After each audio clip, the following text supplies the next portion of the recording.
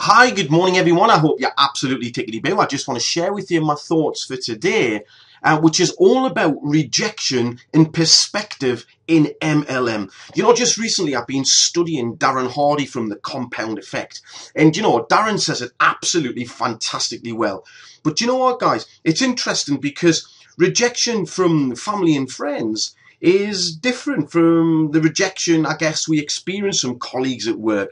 From colleagues at work, we just tend to sort of shrug it off a little bit. But when it comes to family and friends, the rejection, it just somehow seems to feel like so personal. It's like not only are they rejecting the opportunity, it feels like they're rejecting us, okay?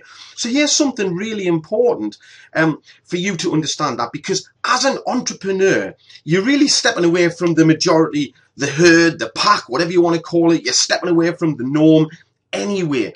And remember that most of the population are employees. That's all they know. That's all they've been trained to do, guys, over many, many, many years, okay? So when you actually step away from the pack, step away from the 90, the 95% of people, okay, it's understandable, I guess, that they're going to want to warn you about failure, about hardship, about risk.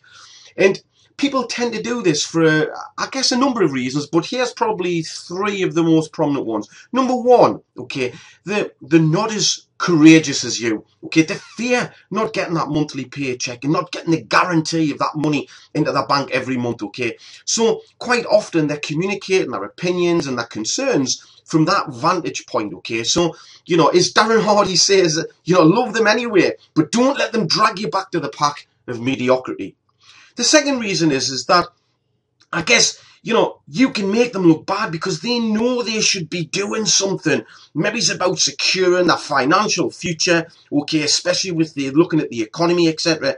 But they just don't because they're afraid to do so, okay? And by you doing it, in some cases, it can make them look bad. So instead of borrowing from your strength and joining you, it's easier for them to make fun of you or to try and convince you that it's the wrong thing for you to do, okay? So, they want you to sort of, in some respects, just to give up and come back to the pack so that, they can no longer look at you and feel bad about themselves, okay? So you've got to understand that their comments are really saying, this is a really, really a key point here, their comments are saying more about them and their fears, okay, being kicked up than, and you leaving the herd, than it is about you and your opportunity, okay? So you've got to really get that. So their comments are really saying more about them and their fears being kicked up from you leaving the herd, than it is about them. And I think it's really, really important that you get that point, okay? So whatever you do, as Darren Hardy says, love them anyway, okay? But do not let them drag you back to the pack of mediocrity.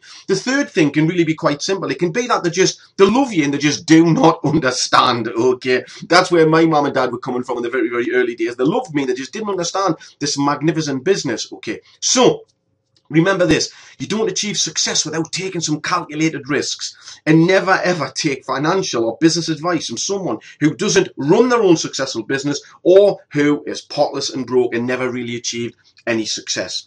Do you know what? There was an article written which Darren Hardy talks about, and it was how important other people's opinion of me are and why they shouldn't really be important, okay, now. So why other people's opinions of you shouldn't really be important. Now, the article revealed that at a funeral, on average of about 10 people will cry at your funeral. Just 10 people. I found that absolutely staggering. I mean, if you think about it, that means that you can work hard all of your life trying to please others, and in the end, only 10 people will care enough to cry at your funeral. And the thing is here, guys, it gets worse because the number one thing that will determine whether people will go to the burial site after the service is the weather. The weather. I mean, if you think about it, so what is going to determine whether people go to the burial after the service is the weather, whether or not it's raining or not, and that it represents 50% of people will not go simply because of that determine it. I think it's absolutely horrifying. Absolutely horrifying. So it's not how you live your life that will be the number one determinant. It's the circumstances of the weather. Do you know what, guys? I tell you what, it doesn't bear thinking about. So when I heard this, My entire perspective for living for other people's favour or approval completely changed. I no longer care, and I mean that in the nicest possible way, what other people ultimately think of me or whether they approve of me, of what I'm doing or who I am. Because do you know what, guys? People's rejection no longer has that power over me. Especially so if I thought that they wouldn't be likely to cry at my wedding. Okay, so it's really important to get that in perspective. So, the next time you do a prospect call or you experience any sort of rejection, ask yourself, is this person going to cry at my funeral? And do you know what, guys? It's unlikely that they would, and it's probably extremely unlikely that they're even going to attend. So, why should you care what they think? Do you know what, guys? We all spend so much of our lives being rejected by other people. Here's the message. Don't let people who don't matter, matter. Anyway, guys, have an absolutely fantastic day. If you like this message, please share, please like, and thanks, and have a fantastic day.